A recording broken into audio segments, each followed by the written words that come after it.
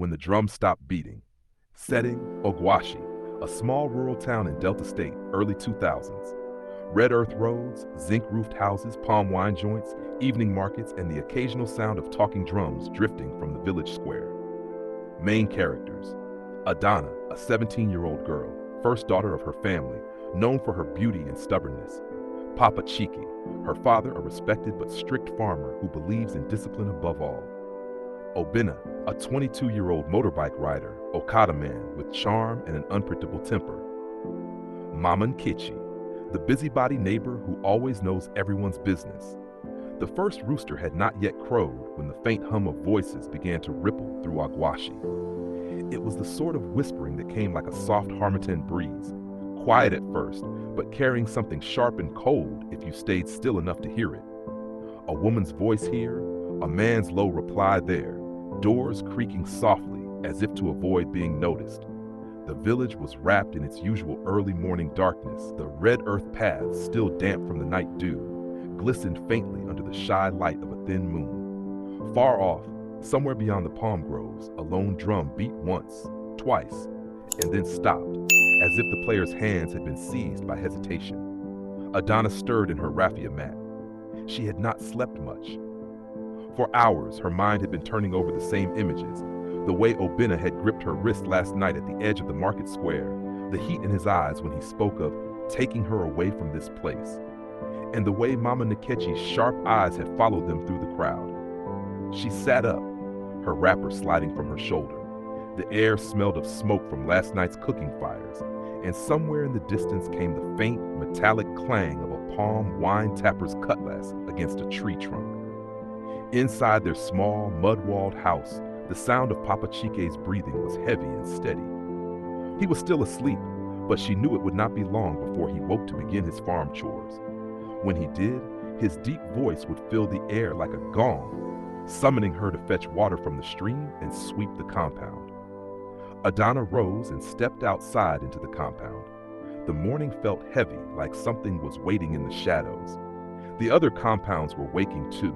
Soft thuds of pestles and mortars, goats bleating softly as they searched for stray leaves, and women's voices carrying news that traveled faster than the Harmattan wind. She caught snippets of it as she passed by Mama Nkechi's fence.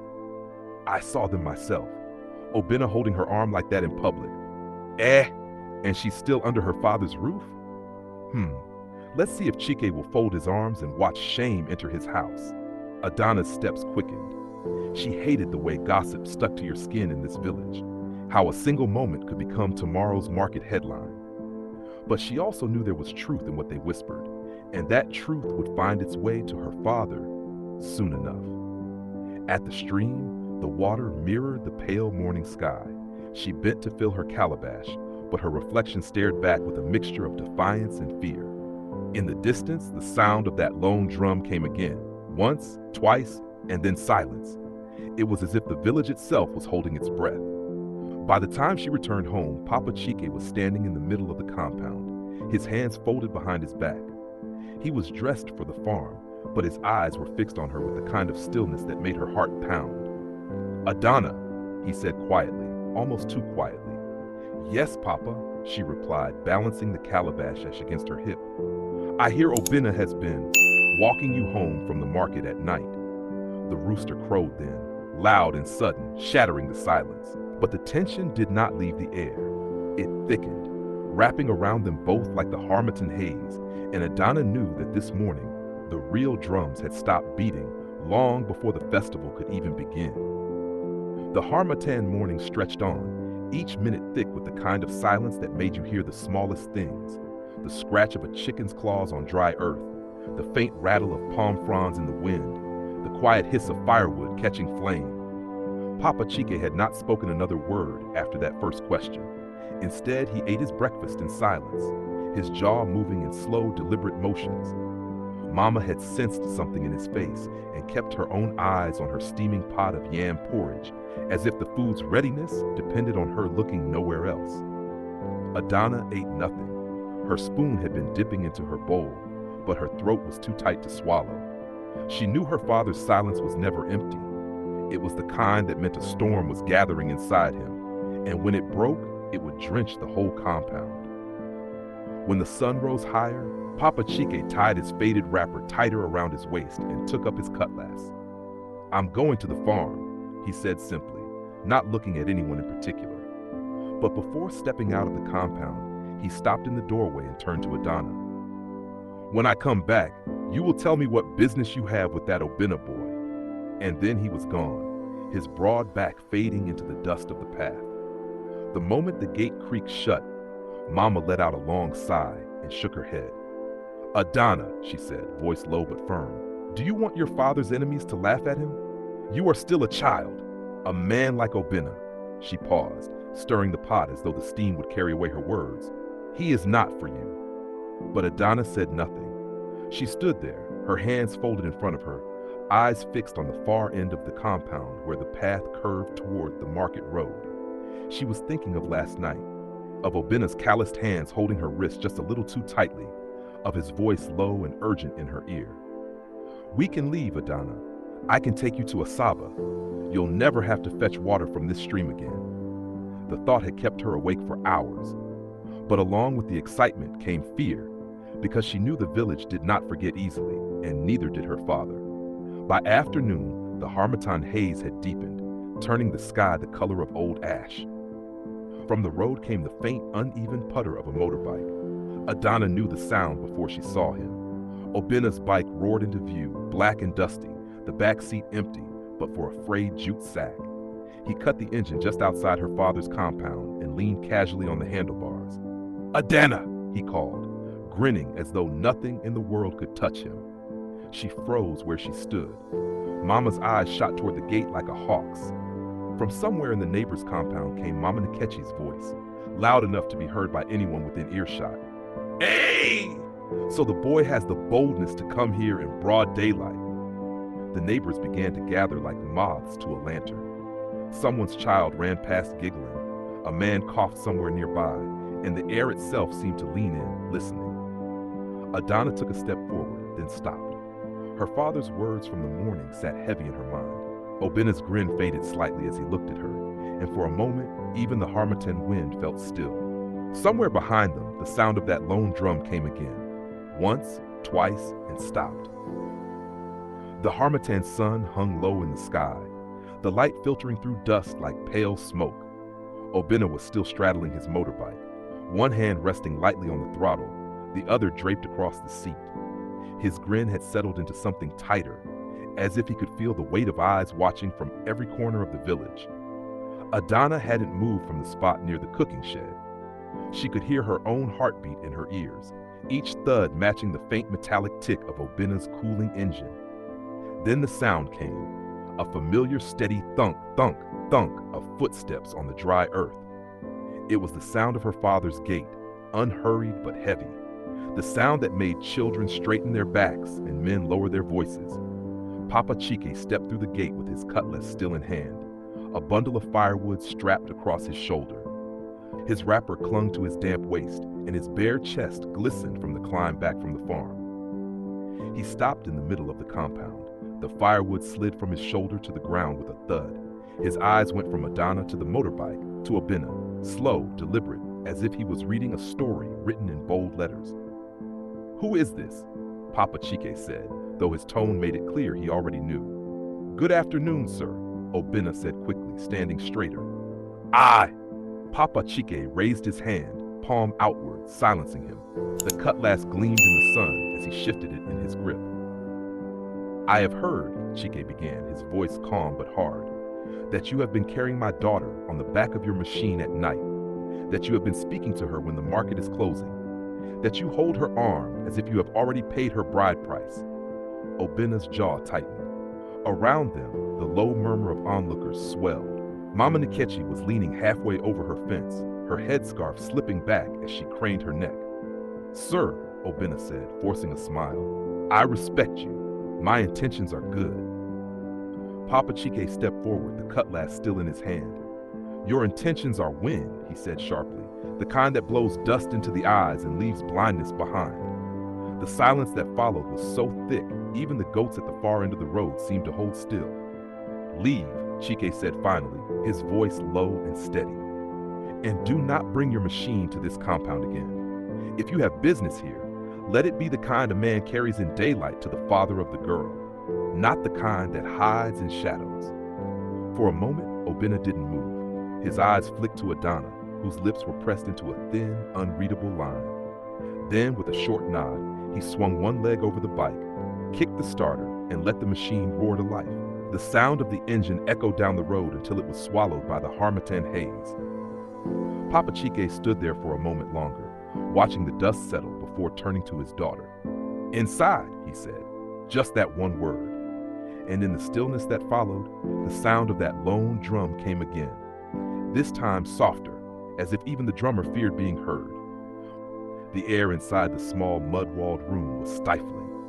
Adana sat on her raffia mat, knees drawn to her chest, listening to the faint hum of the evening crickets beginning their song outside. The light that filtered through the single square window was the color of dying embers, casting long shadows on the walls. She could still see Obinna's face in her mind. That half smile that wasn't quite a smile, the flicker in his eyes when Papa Chike's words landed like stones. She had wanted to run to him then, to tell him she wasn't ashamed, that she still wanted what they had spoken of under the moonlight. But her legs had felt heavy, as if tied to the ground by the weight of her father's presence. From the courtyard came the sound of Mama's pestle rhythmically striking yam in the mortar.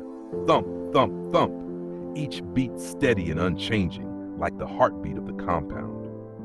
Papa's voice rose occasionally, speaking with a man from the next compound about cocoa yams and the coming rains, as if the incident at the gate had been no more than a gust of wind passing through. But Adana knew better.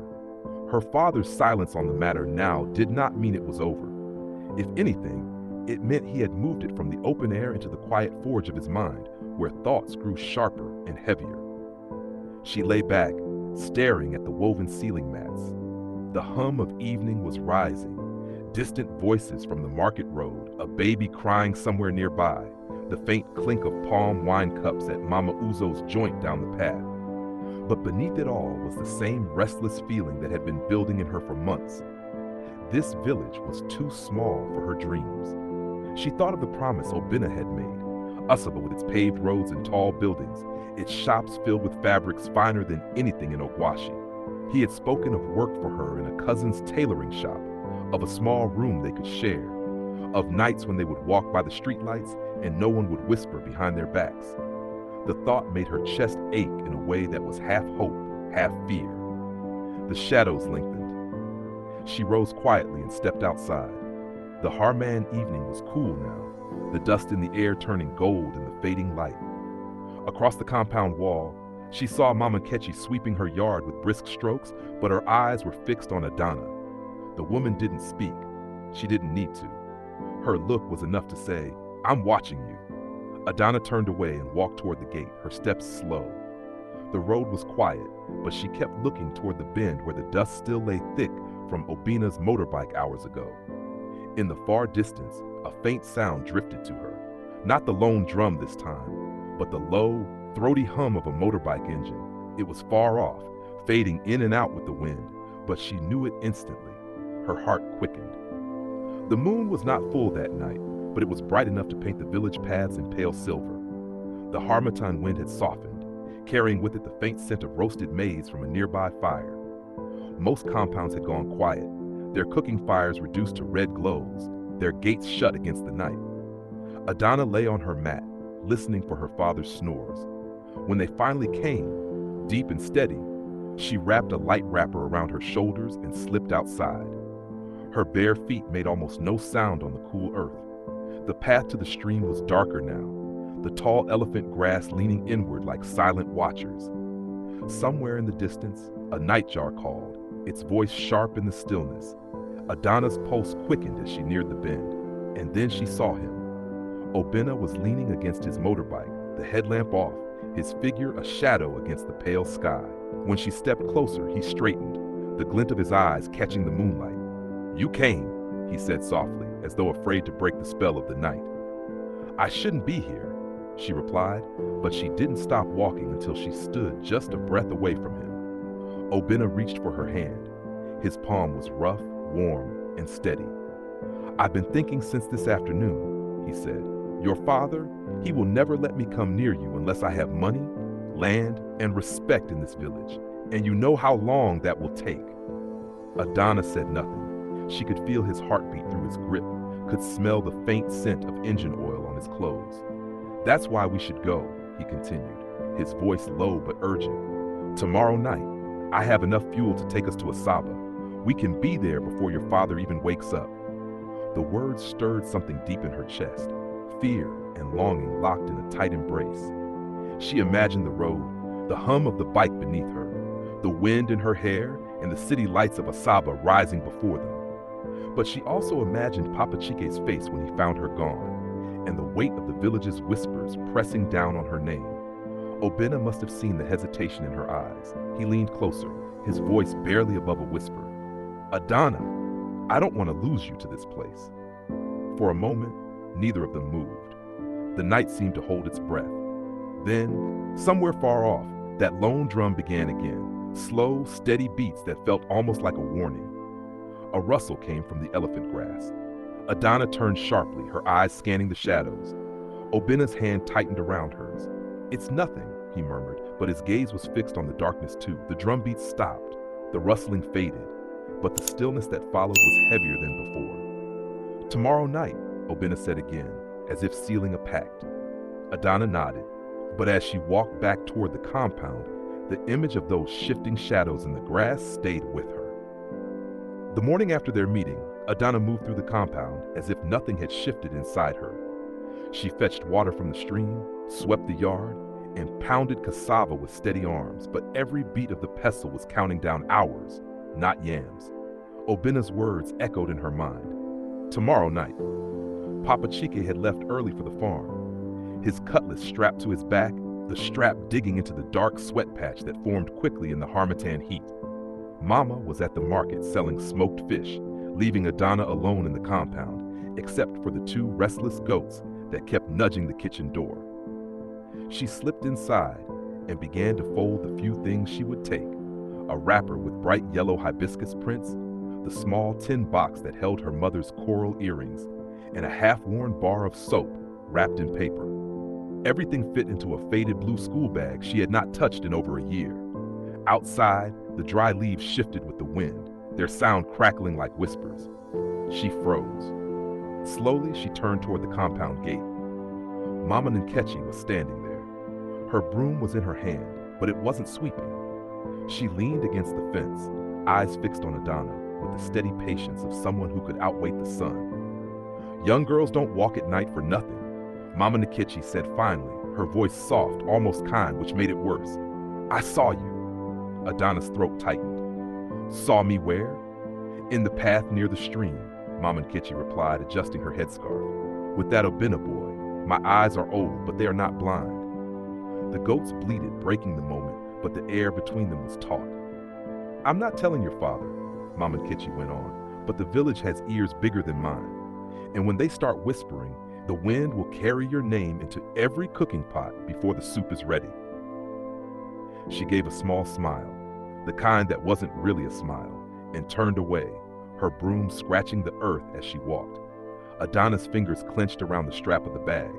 She told herself Mama Nkechi was bluffing, that the woman's need for drama was greater than her loyalty to truth. Still, she shoved the bag back under her mat, hiding it beneath an old blanket. By late afternoon, Obinna appeared at the far edge of the market square, pretending to buy roasted ground nuts. Their eyes met only briefly, but in that moment she knew he had not changed the plan. That night, lying awake under the low roof, Adana listened for the sound of the lone drum. It didn't come, only the wind moving through the palm fronds. But somewhere, faint and quick, she thought she heard the crunch of footsteps in the dust outside the compound wall. The harmattan night was dry and cold, the kind that made the skin feel tight and the air taste faintly of dust. The moon hid behind thin clouds, giving the village a softer darkness than usual. Somewhere far off, a baby cried and was hushed. A goat bleated once, then silence folded over everything. Adana lay on her mat, eyes open, counting her father's breaths. The snores came in a slow, deep rhythm. Mama had long since turned in, her body curled on the mat beside him. When she was certain neither would stir, Adana slid her bag from beneath the blanket. She moved like water, silent and careful, the weight of the small tin box pressing against her palm as if reminding her what she was about to leave behind. She eased the compound gate open. The hinges gave the faintest whine, and she froze, glancing back at the low doorway of her parents' room. No movement. The path to the stream was darker than the night she had met Obina. The elephant grass leaned closer now, heavy with dew, their sharp tips catching against her wrapper as she passed. At the bend, she saw him. Obina stood beside his motorbike, the engine off, his face a shadow among shadows. When she stepped closer, his hand found hers in the dark. "You're ready?" he asked. She nodded. "Let's go before." The sound came then, soft, deliberate, unmistakable. Footsteps. They froze. The steps were not hurried. They came with the steady weight of someone who had no reason to hide, someone who knew exactly where they were going. Obina's eyes darted toward the grass. "We have to move," he whispered. He wheeled the bike quietly onto the path, but the footsteps quickened. Obina. The voice that called his name was not loud, but it carried. It was Papa Chike's voice. Adana's chest tightened. Obina's grip on the handlebars faltered for just a moment. Then he swung his leg over the bike. "Get on," he hissed. She hesitated. Behind them, the shape of her father emerged from the darkness, cutlass in one hand, a lantern in the other, the flame painting his face in harsh lines. "Adana," he said, and the way he spoke her name made the air feel heavy. "If you take one more step, you do not come back." The night went still. Even the crickets seemed to pause. Obina's foot pressed against the starter. The bike coughed once, then caught with a low growl. Papa Chike took one step forward. The lantern swung gently in his hand, throwing shadows across the path. "Choose," he said. Adana's heart pounded. She looked at the road ahead, then back at her father's eyes, dark and steady as the night. Somewhere in the distance, the lone drum began to beat again. Slow, deliberate, each sound hanging in the air like a warning. The night air was heavy, too heavy for August.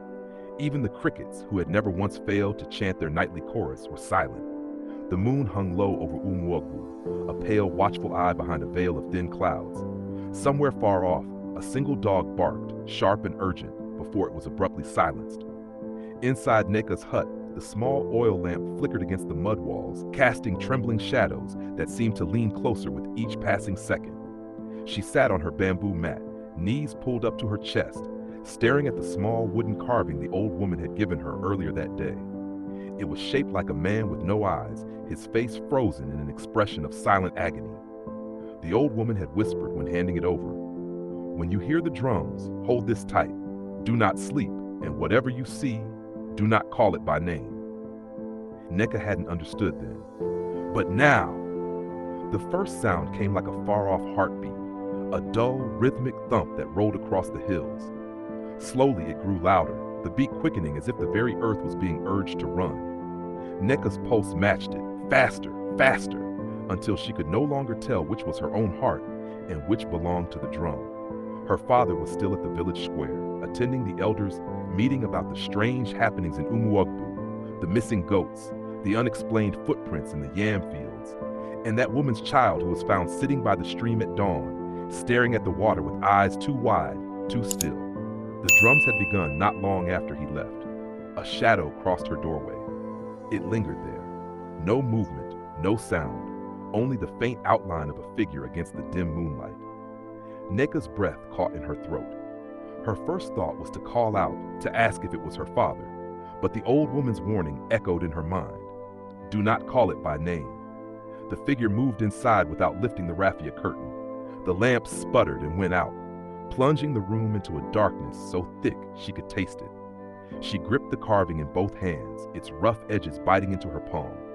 The drums grew frantic now, their beat no longer a song, but a summons.